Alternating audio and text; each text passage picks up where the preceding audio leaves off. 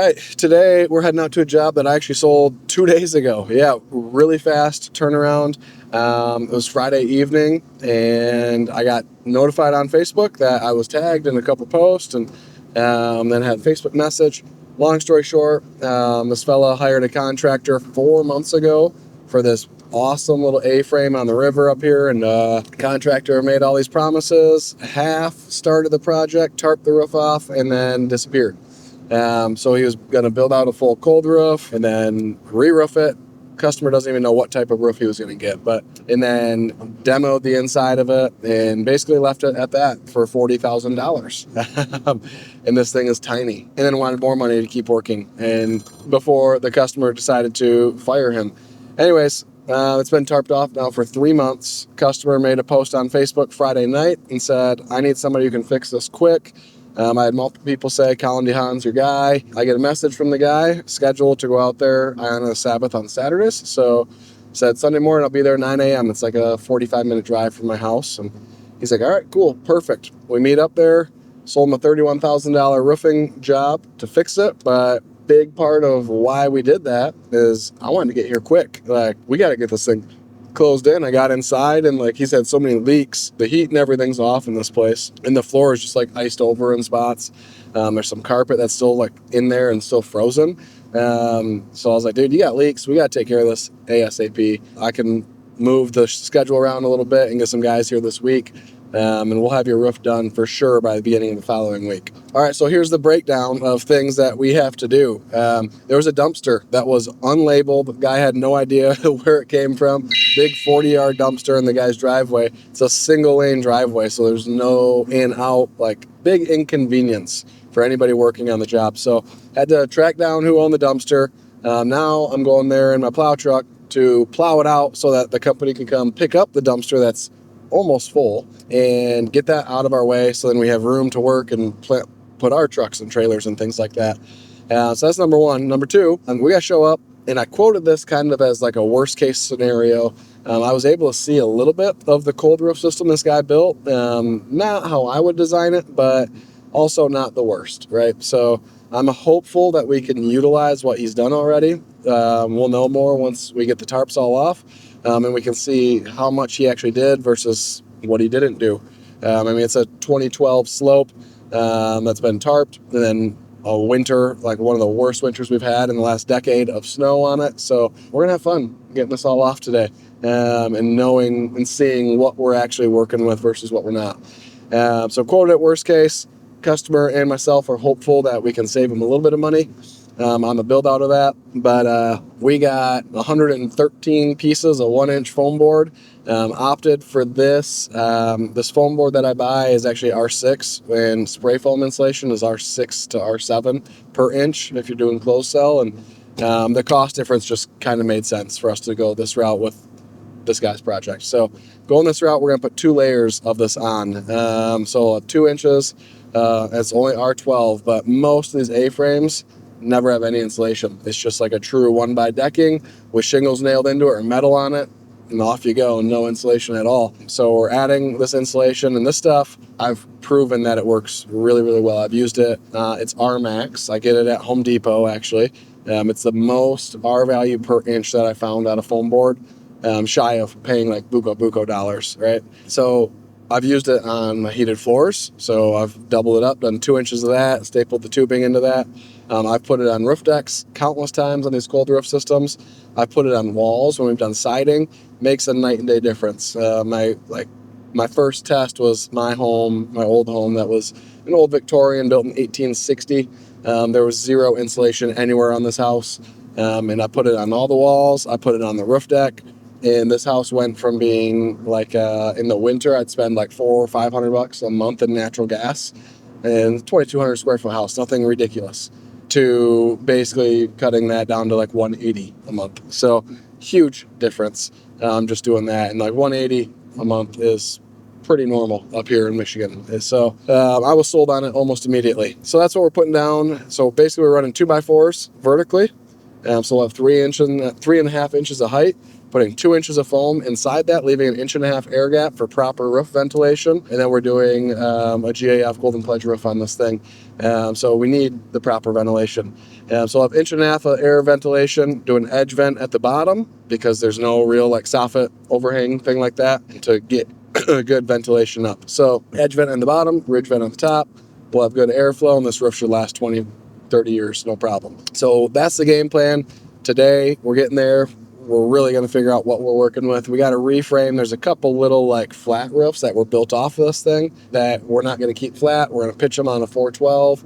That way we can shingle everything and have no issues. So adding insulation to this whole thing, that's step one. And now working with the homeowner, we're going to do a big window, and then we're going to do siding on both gables of this as well. So a lot going on this project. This is going to be a fun one. But yeah, it's all about over-delivering. At the end of the day, the reason we're getting this is I was able to show up within basically those 36 hours from the time he contacted me, which is a little slow, but he was appreciative that I was able to show up on a Sunday. So that was pretty cool. Showed up Sunday and then told him we'd be there this week to work on it. Speed to install, speed to lead, all the stuff matters abundantly when you're in the home service game. It kind of broke something in my brain, broke something in my business rather. I realized that we weren't prioritizing the speed at which we got to jobs. So Monday morning in our sales team meeting, I brought in our setters and everything and was like, look, if a customer has any sort of like urgency or a problem, if they got water leaking in anywhere, even if they're downplaying it like it's not a big issue, we're going to make it an issue.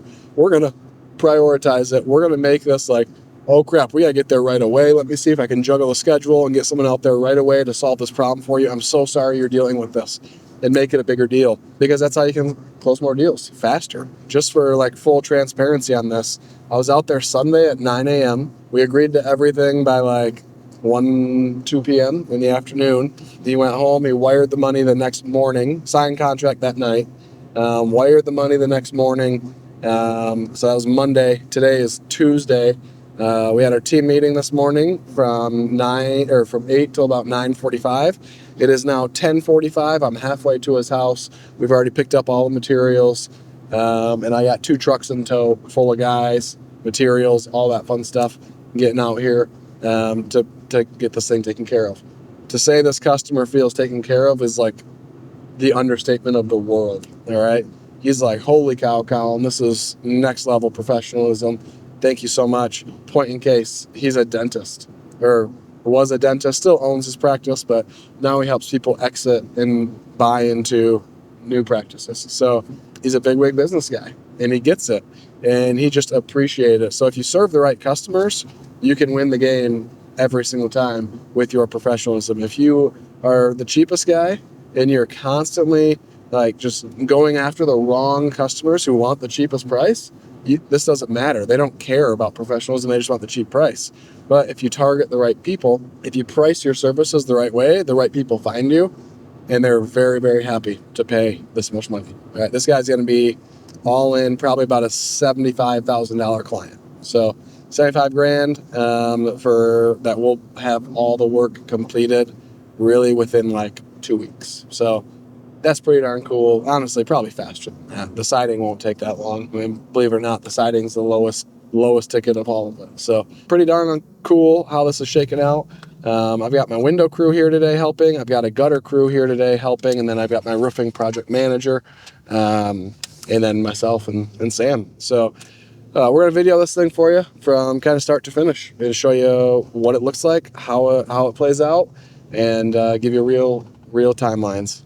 All right, we made it. We got everything plowed out. Dumpster's gonna get picked up tomorrow. We're gonna free that up for the dumpster guy, and now we're ripping off what we got. Looks like just felt underneath there. Is that recovery board? Yep. Really? Yep. So there's already a little bit. Yep. That's hard stuff, man. That's recovery board. Yep. Sweet. So a little bit of insulation. So that's a bonus for the homeowner. So he's got a little bit of insulation already there, and we get to rock and roll. So I'm gonna take this tarp off today. It looks like now I can see the cold roof kind of stopped halfway. So we'll just keep building it, filling with foam. that's our target today. Get one side done. If we can get both sides, even better. So yeah, I'll give you more once we get this tarp off of here. So let's see what we got. All right, hey, we made it. Step one, we plowed, made kind of a mess. This hadn't been plowed all winter, so super soft. They had a ton of trees removed, so there's a lot of sawdust and everything in here. I didn't know what was what. Got stuck a couple times. It was a nightmare. But anyways, got it cleared out. You step over here, and I couldn't see this when I was here a couple days ago, but there was a blue tarp, and I was like, oh, that looks like some long lumber. What's underneath there? So we dug it out, discovered we got a bunch of 2x4 10s, and looks like 12s or maybe even 16s there. So we're rocking and rolling. This is good news bears for the homeowner. So we got good lumber here, good enough lumber. Like, we're gonna pick through it, make sure we use the straight stuff, but now we don't have to bring a bunch of lumber out. So we got this. It looks like it was covered decent. I mean, the bottom stuff is buried in the ground. So, I mean, there's a whole row that is literally just underground right now. So we won't be able to use that, but shouldn't need to. All right, so got that. Then we'll keep walking here. Brought our window trailer. So we had this bunk in my truck bed. Hauled that out here in the truck bed because it was nicely wrapped. And then if you come around inside the trailer, we've got all the other insulation board. So this was stacked almost to the ceiling. We've been cutting on it already, rocking and rolling. Step over here, what we ended up doing was we set up the table saw. We set the table at 16 inches. Boom, just started running them through, cutting them like crazy. All right, it worked out really freaking good. We got a little bit of scrap, but oh well, we used it on something else. All right. Had to clear out for this dumpster. This is not ours. Prior contractor left it here, and actually the dumpster company was super happy I called. So I plowed it out so they can back in here, grab it. They're going to either grab it tonight or first thing tomorrow, get it out of our way. That'll open us up. I'll probably come back out here, clean some of this area so we can park 2 trucks here and be rocking and rolling. So come over here. We did a little bit extra cleanup. There was like a water heater and stuff that was full of water, so we got that in the dumpster for them, and just some other little broken stuff. But here's what this is going to look like. So we got the tarp off. We did that really quick through myself and Kevin up there and just started taking his tarp down. But 1 inch. This is, let's see if I can get one with the name on it. Doesn't say. All right. Anyways, Armax. All right. Armax, a Sika brand. I've been using this stuff for a long time. You get it at Home Depot. If you look here, it tells you the R values. So we're using 1 inch and it's R6. All right. That's pretty darn good. You don't find that out of foam board very often.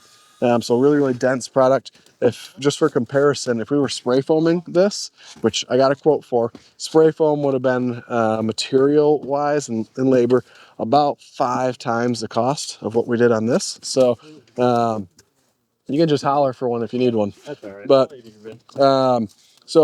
spray foam is R6 to R7 depending on the density, the temperature, all the factors that play in. So we're saving the customer a ton of money, which is important because he lost 40 grand on this deal already with the prior contractor. So doing 1 inch and then we're doubling it up. All right. So as you can see, Sam, if you want to step around here, so we got 1 inch in here already. Now we got these 2x4 planks, right? And this is how he secured these runners.